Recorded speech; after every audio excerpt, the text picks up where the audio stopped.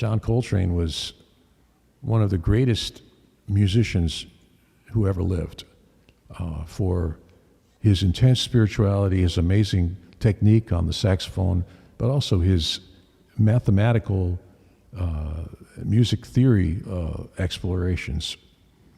And some of those explorations were based on Jewish sources, unlikely as it appears, because two of the biggest influences on his music, his favorite composer of popular music, Broadway music, was Richard Rodgers.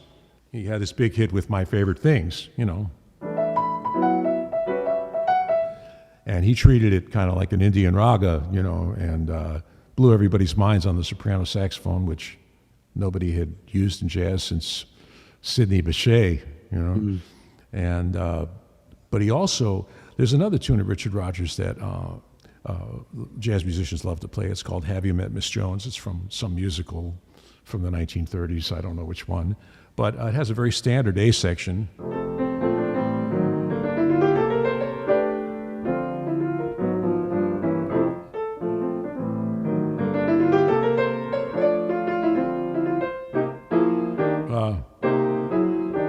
And then the bridge comes, goes to the fourth, but then 2/5 to the flat second, 2/5 to the sixth, 2/5 to the flat second, and then 2/5 back to the tonic. So this is very unusual root movement of along the augmented arpeggio, descending. It's the only tune I know of in standard jazz canon that moves along the augmented arpeggio in a bridge, 3 major keys, like that, moving in major thirds with 2/5s.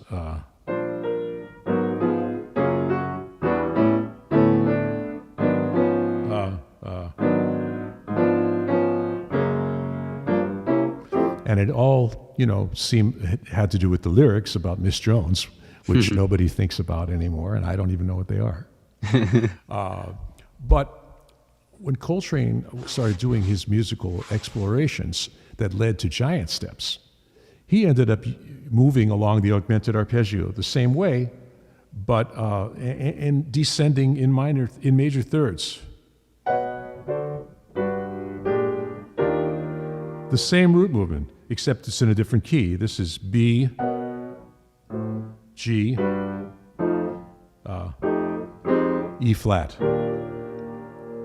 And Richard Rodgers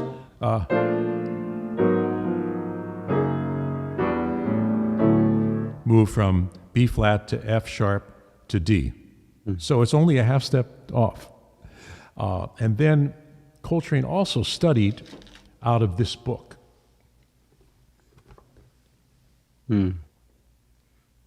Now, Nicolas Slonimsky was a very wild character, a Russian composer and conductor who conducted world premieres of famous pieces by Verez and various different people like that, and wrote this exhaustive treatise dividing up the octave in all these different ways. It's like one of the most obsessive, compulsive things that you could even imagine. It's just staggering how complicated the terminology is. Coltrane studied out of this book, and I carried a battered copy of it with him at all times. And Slonimsky, born in Russia, was born Jewish and converted when things became difficult over there, just like the Mendelssohn family had to convert to Catholicism to escape persecution in Germany in the 19th century. So on page 40, exercise number 286 has this.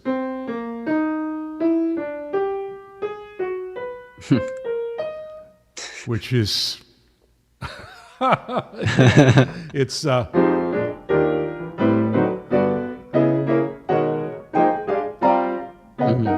the last 8 bars of Giant Steps.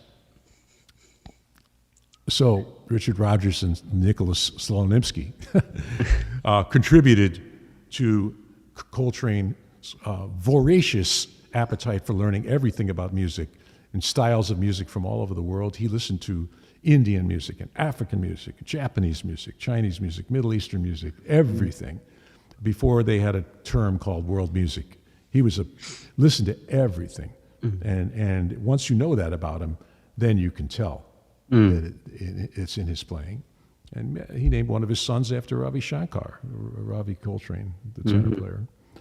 So I don't think I have enough time for a detailed theoretical exploration of giant steps, but I can just lay it out a little bit for you. The whole piece is a musical fractal. It's self-similar in every respect. And the melody goes major third, minor third, major third, minor third. That's a symmetry. And then that's the same thing. And the bass line goes down in whole steps. And then it's interrupted by this 2/5. You know.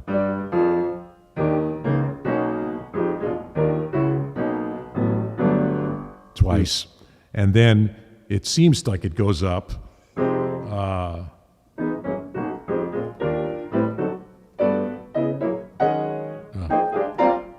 But it's really, the whole piece is a big spiral.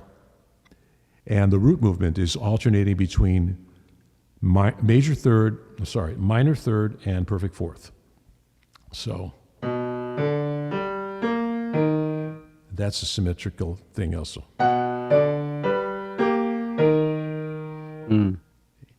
And the 2/5 he put in there to make it sound more like jazz and less like a mathematical formula. But if you want to,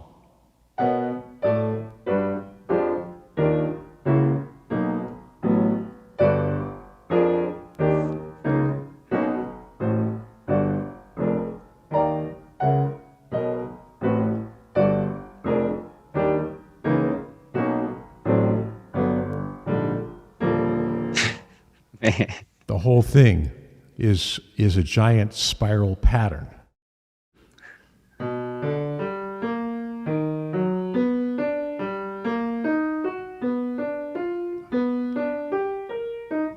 Everything is a symmetry. Wow. And it's kind of a mind blower, and he knew that. He was into numbers and esoteric mathematics. And it was just, that's why he could solo so fearlessly and flowingly over it. But I could try laying out a little bit of giant steps symmetry that I found. Wow.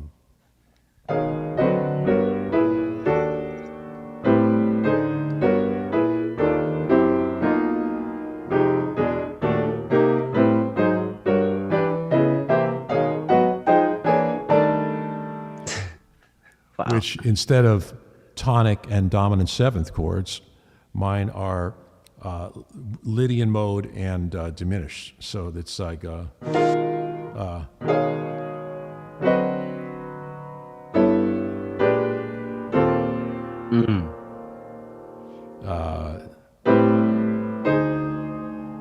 then if I want, I can do this.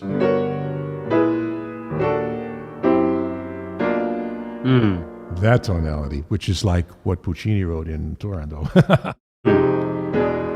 And then this is the chromatic scale ascending.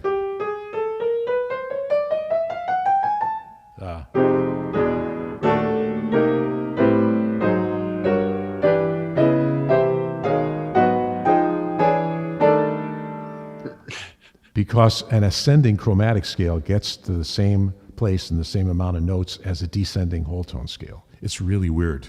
And that's why that works. Wow. Yeah.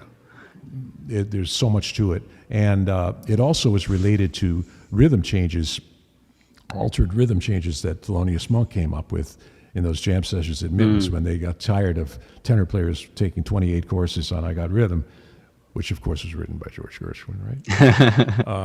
So the bebop guys, they worked out this thing instead of just they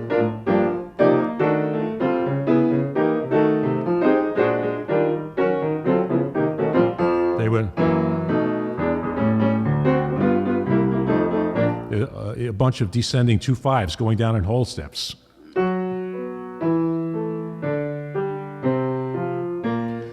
So Coltrane's giant steps progression, if you think about it as being in E flat, the first changes,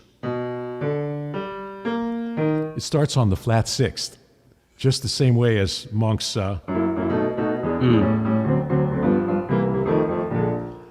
So if you want, you could think of giant steps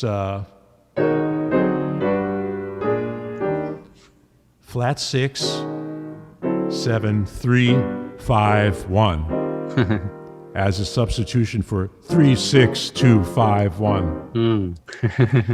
And so Coltrane innovated the 3-5-1 progression with a major chord on the 3 instead of a minor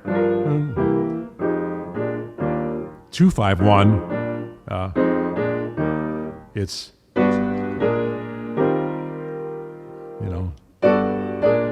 it's this open, bright sound. And he reharmonized all sorts of standards using this formula.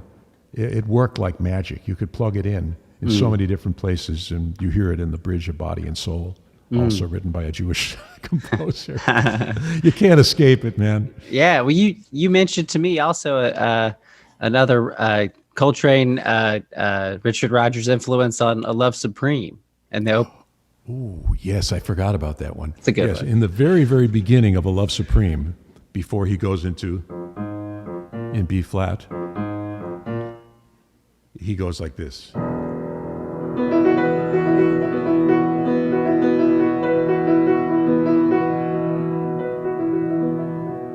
And then it's the same notes as in the same key. Wow. It's a mind blower. And but also it has to do with the division of the octave into two equal intervals surrounding the flat at fifth. And then, so it has to do with that. But coincidentally, that's what the melody of My Favorite Things is. And I think that Coltrane was drawn to that melody, maybe for that reason. He was, like I said, there are certain people in music, in the musical world, that defy any kind of categorization, and you can't compare them to anyone else. And I think John Coltrane was one of those. Like Bach. I mean, what do you say? It's like, who was the better composer, Bach or Mozart? Yeah, you can't talk like that. Who's the better saxophone player, Charlie Parker or John Coltrane? I mean, what? You have to be a moron to ask a question like that. There's no better. There's like two amazing geniuses who came along and just were totally different from anyone who had come before them. Definitely. For many reasons. But they just had something, each of them, that was totally unique and different from anyone else. We hope you enjoyed today's episode and hope that you'll join us back here next week. As a nonprofit, we can only afford to put on great programming like this thanks to your support. Please visit narananaarts.org for more information and to learn how to get involved.